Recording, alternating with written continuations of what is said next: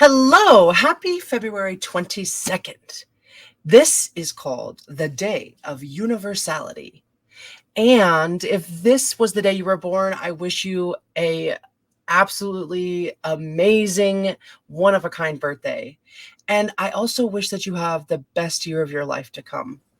So today we're going to be reading from The Secret Language of Birthdays, your complete personology guide for each day of the year by Gary Goldschneider and Joost Elfers. You can find the link in the description to purchase this book. All right, let's see what we got. Just getting fresh into that Pisces season. Still on the cusp, though, the cusp of sensitivity. All right, month February, day 22. Your sign is 2 to 4 degrees Pisces. You are an Aquarius Pisces cusp sun sign, and you are a mutable water sign. February 22nd, the day of universality. Those born on February 22nd tend to dissolve their ego away in the service of a meaningful cause.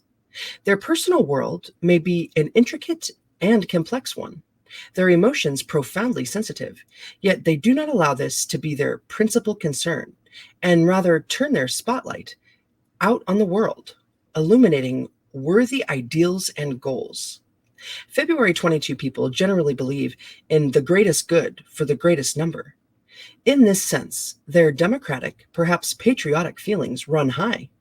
Not infrequently, they find themselves supporting or leading the cause of their clan, organization, community, even country. However, the most highly evolved people born on this day have ideals that reach far beyond municipal or national borders.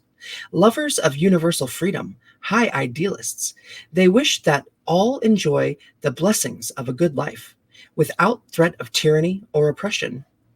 February 22 people have a strict sense of duty and can be rather stern and unforgiving. When they make mistakes, they come down very hard on themselves. They also suffer greatly when they have gone against their own personal code, whether for reasons of expediency or survival. They must learn to be less hard on themselves and more accepting of circumstances as they are. February 22 standards are often too high for anyone, including themselves, to ever live up to. Though, as mentioned, February 22 people often dissolve away their ego in the service of their work. This does not mean that they are necessarily easygoing in personal relationships. Despite the fact that they can appear open to a variety of experiences, their likes and dislikes are pronounced, even fixed. In addition, they will pull no punches when making their displeasure known to their partner. Those born on this day are frequently critical of their society, adopting a revolutionary or avant-garde stance. Not particularly optimistic, they realistically assess the shortcomings of everyone and everything. Less highly evolved individuals born on this day can't help but see all the imperfections around them, but choose to do nothing most of the time, vacillating between grumbling and aimlessly striking out in rebellion. Those February 22 people who come to accept social inequities against their idealistic nature can sink into a deep pessimism. Because of their capacity to put personal desire aside, February 22 people are capable of making magnetic leaders who instill great loyalty in their followers. Certainly not everyone born on this day will have the opportunity to exercise authority as an employer, manager, or political leader.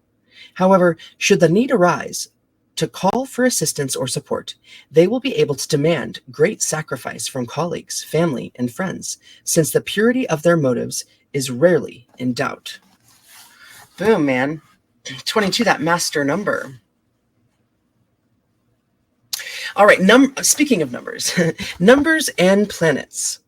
Those born on the 22nd of the month are ruled by the number 4, 2 plus 2 equaling 4, and by the planet Uranus, which is both erratic and explosive.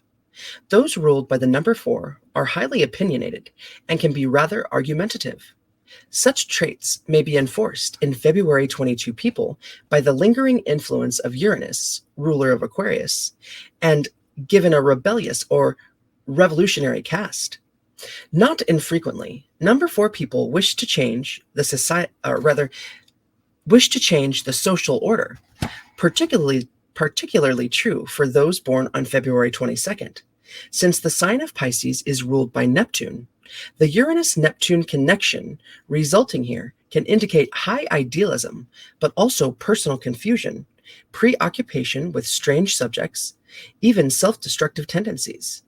Since 22 is a double number, those born on the 22nd of the month may be interested in twins, coincidences, symmetry, or other doubles.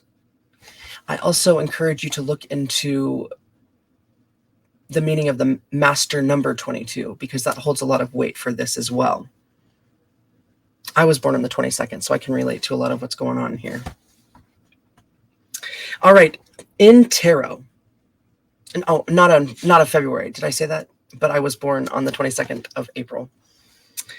All right, so in tarot, the 22nd card of the major arcana is the Fool, who in several versions of the tarot is shown blithely stepping over the edge of a cliff. Some interpretations picture him as a foolish man who has given up his reason.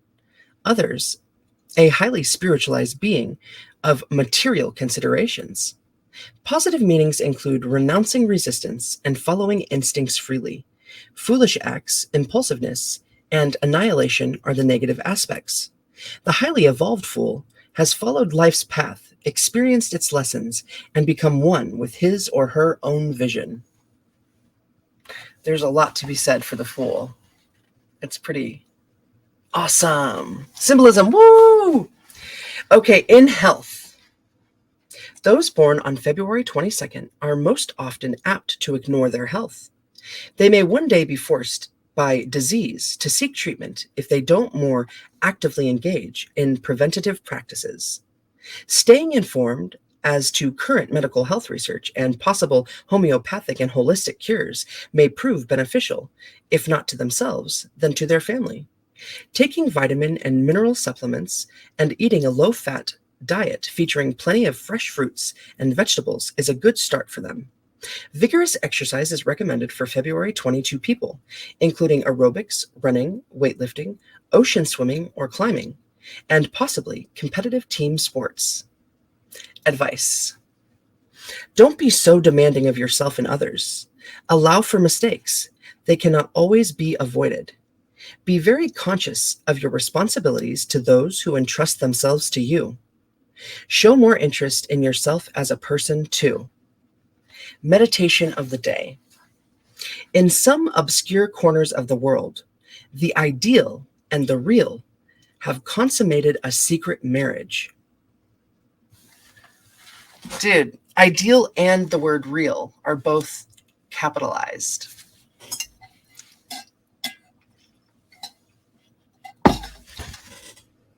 In some obscure corners of the world, the ideal and the real have consummated a secret marriage.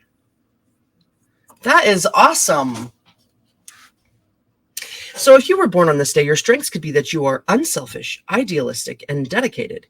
Your weaknesses could be that you are unforgiving, pessimistic, or overcritical. All right, now we go to those born on this day. George Washington, commander of American Revolutionary Forces, first U.S. president, established presidential transference of power.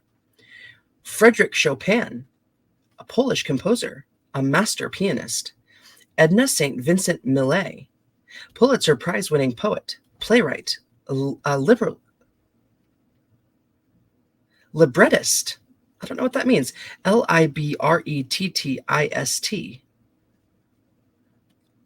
Librettist. Librettist. And who wrote The Harp Weaver. The Harp Weaver. Okay. Arthur Schopenhauer, German pessimist philosopher, who wrote The World as Will and Idea. Louis it's Spanish. Louis Buñuel, Spanish master film director of The Exterminating Angel. Julius Erving, it says Dr. J, innovative basketball forward, 5-time All NBA First Team, NBA, ABA, and MVP. Giulietta Messina, Italian film actress. First Baron Robert Braden Powell of Gilweth. Wow, what a mouthful. British general, founder of Boy Scouts. Ooh, Edward M. Ted Kennedy, U.S. Senator of Massachusetts. Henrik Engelhard Steinweg, a German founder of Steinway and Sons piano makers. Charles O. Finley, a Maverick Royals, Oakland A's baseball owner, 3 straight World Series victories. Sparky Anderson, baseball manager, only to win World Series both leagues. Robert Wadlow, the tallest human at 8 foot 11 inches, died at age 22. August Bebel, Bebel, German 19th century founder of the Social Democrat Party. John Mills, British stage film actor. Robert Young, a film and TV actor of Marcus Welby. Kyle McLaughlin, a TV actor. Niki Lauda, an Austrian auto racer, 3-time Formula One champion.